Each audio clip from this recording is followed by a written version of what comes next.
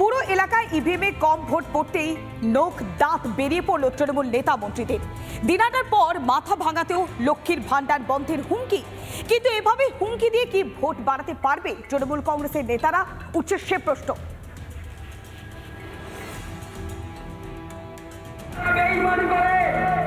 তাদেরকে শিক্ষা দিতে হবে, প্রয়োজনে লক্ষ্মীর ভান্ডার বন্ধ করে দিতে হবে।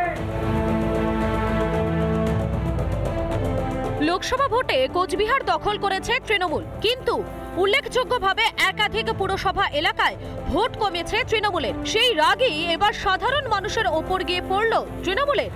আরো একবার শুনুন তৃণমূলের ব্লক সভাপতি বিশ্বজিৎ রায় কি বললেন।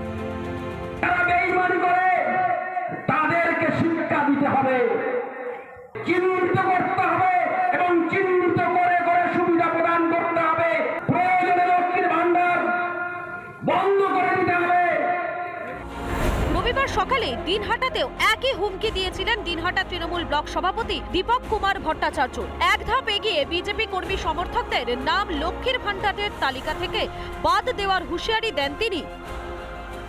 যারা এত কিছু পাওয়ার পরেও, লক্ষ্মীর ভান্ডারের বর্ধিত টাকা পাওয়ার পরেও তৃণমূল কংগ্রেসকে ভোট না দিয়ে বিজেপিকে ভোট দিয়েছে, আমাদের সেখানে অন্তত পক্ষে কিছু লক্ষ্মীর ভান্ডার আমাদের কেটে দেওয়া দরকার আছে।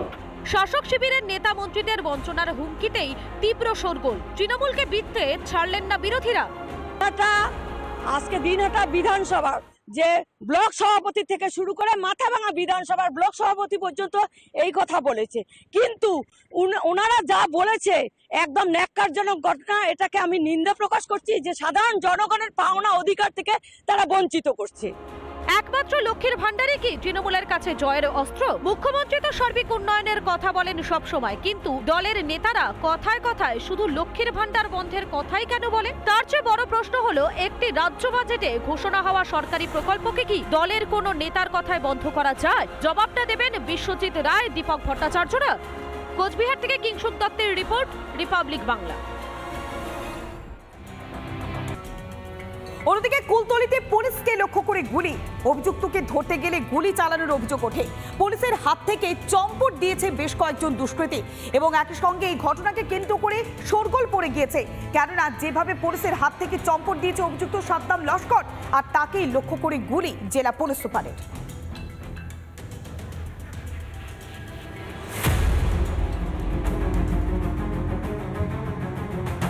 প্রতারকের খোঁজে গিয়ে কুলতলিতে আক্রান্ত পুলিশ কর্মীদের লক্ষ্য করে গুলি চালানোর অভিযোগ কুলতলির জালাবেড়িয়া 2 গ্রাম পঞ্চায়েতের পয়তারহাট এলাকায়।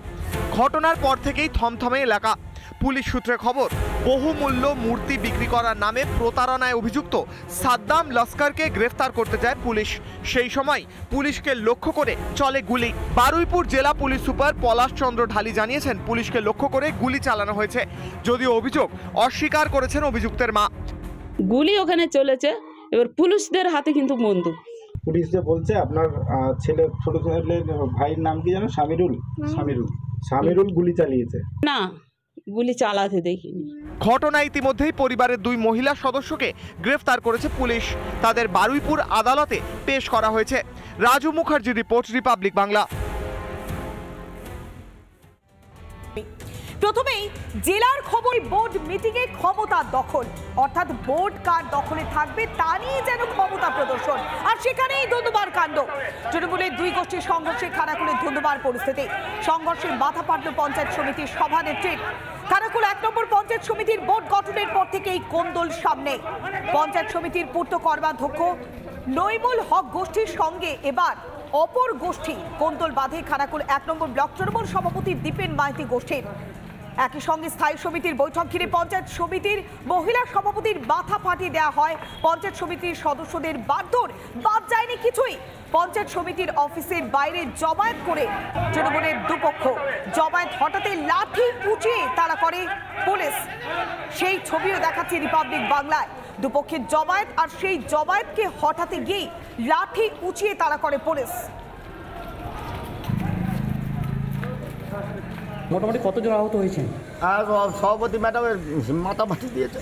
কেন জোর করে মিটিং করতে দেবে না, দালাল আজ 15 বছর করে খাচ্ছে মিটিংটাকে বানচাল করার জন্য। নহিমুল হক রাঙা এই সব করেছে। প্রশাসন ছিল, পুলিশ প্রশাসন ছিল, তার প্রশাসন বাইরে ছিল, ভিতরে ছিল না। আপনাকে মারধর করা হয়? হ্যাঁ, তো জামা ছিল। আজকে আমাদের স্থায়ী সমিতি থেকে আমরা পদত্যাগ করেছিলাম 22 জন। আমরা আজকে আমাদের হিয়ারিং ডেকেছিল, এসডিও ম্যাডাম আমাদের হিয়ারিং ডেকেছিল, আমরা মিটিংয়ে ডেকেছিল, চিঠি করেছিল, আমরা এসেছিলাম। কোনো জেনারেল মিটিং হয়নি। আজকে হঠাৎ 3 দিনের বা 4 দিনের নোটিশে জেনারেল বডি মিটিং ডাকা হয়। মহিলাদেরকে ভেতরে অ্যাসাল্ট করে মারে এবং যাকে ডাক্তার মানে রেফার করার জন্য বলছে, সেখানে আমরা প্রশাসনের কাছে অনুরোধ করেছিলাম যে মিটিংটা পোস্টপোন করে নেক্সট একটা ডেট দেওয়া হোক। কোনো রকম কিছু না করার জন্য আমরা বাধ্য হয়ে এখান থেকে বয়কট করেছি। যেহেতু পঞ্চায়েত সমিতির রুলস অনুসারে কি আছে ওনারা উত্তর দেবেন, কিন্তু আমি একটা কথা বলতে চাই যে গণতান্ত্রিকভাবে যে নির্বাচিত জনপ্রতিনিধিরা, তাদেরকে এই জেলার সভাপতি রামেন্দু সিংহ রায়কে ধিক্কার জানাই যে রামেন্দু সিংহ রায় খানাকুল অশান্ত করার জন্য যত রকম চক্রান্ত করা যায়, খানাকুলের মহিলাকে মেরে তিনি তার স্বার্থ কায়েম করতে চাইছেন।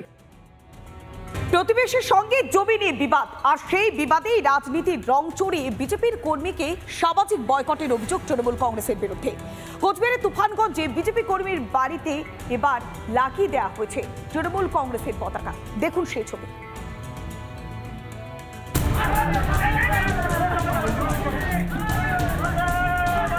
পাশের বাড়ির সঙ্গে জমি নিয়ে বিবাদ জানিয়ে থানায় দায়ের করা হয় অভিযোগ। তারপর থেকেই হুমকি আসছিলই। তুফানগঞ্জ 1 নম্বর ব্লকের চিলাখানার জায়গির চিড়িয়াখানা এলাকা। বিজেপি কর্মীর বাড়িতে চড়াও হয় স্থানীয় তৃণমূল নেতাকর্মীরা। রীতিমতন তাণ্ডব চালাতে থাকে তারা। এরপর বাড়িতে তৃণমূলের পতাকা লাগিয়ে দেওয়া হয়।